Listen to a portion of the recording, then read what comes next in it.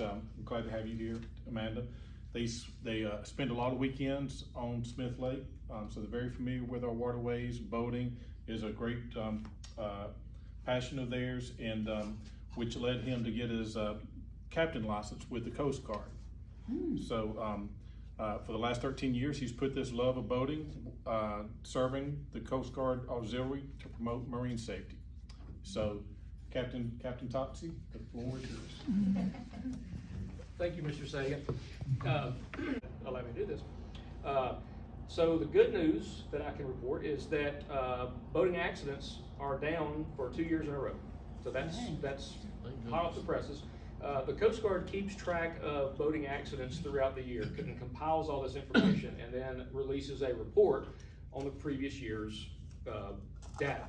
And that report just came out a couple of days ago, and what it showed was that in 2022, for the second year in a row, boating accidents and fatalities are down, which accidents and these fatalities remained unchanged.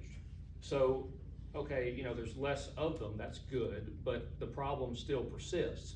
And what's even more, you know, frustrating or tragic about these accidents is that all boating accidents are preventable. And it's not rocket science, it's not even long division, okay? All of these accidents are preventable. And this may come as a shock. I'm gonna give you 3 things that you can do to almost entirely eliminate boating accidents. Number 1, pay attention to what you're doing. May come as a shock, but every year, the overwhelming majority of non-fatal boating accidents are due to operator inattention. You just weren't paying attention. It's not, again, it's not complicated. It's just not paying attention. You know, if you're on, what's the weather doing? What's the water doing? What's traffic on your sides, ahead of you, behind you? I mean, pay attention to what you're doing. Don't pay attention to what station on the radio or what's in the cooler or what somebody's talking about behind you. Pay attention to running the boat, to operating the boat, okay? That's easy. It's easy, okay? Maybe slow down. Maybe you're going too fast. You know, maybe you're running, 50 miles an hour across the lake. Maybe you don't really need to be going that fast. The number 1 contributing factor to all fatal boating accidents, that's right, is the operator consuming alcohol, okay? So simply don't drink alcohol and run the boat. I'm not standing up here, making some kind of judgment issue, you shouldn't drink. That's not what I'm saying. Enjoy it, okay? You want to go to the lake and have a beer, have a drink, whatever. That's fine. That's great. Have at it. But don't run the boat. Wait until the boat's put up. Don't do it. And number 3 is wear a life jacket.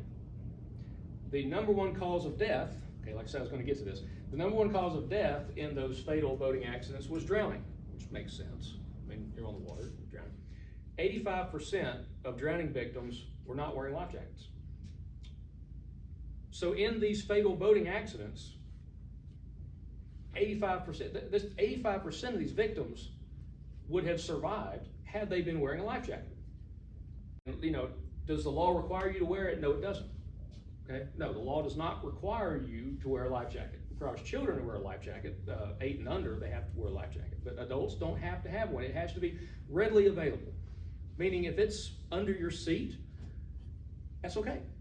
If it's in a locker, on the bow, or under, well, the law changed last year, and this is a federal law. It's not state law yet, but it probably will be eventually. But fire extinguishers now expire after 12 years. So you need to make sure that your fire extinguisher is less than 12 years old. How do you know? Well, if you take the fire extinguisher and turn it up on its bottom, they'll have it stamped. The data manufacturer will be stamped into the bottom of the bottle, or it'll be on the UL label. So sometimes it's real tiny, but your year will be printed on there.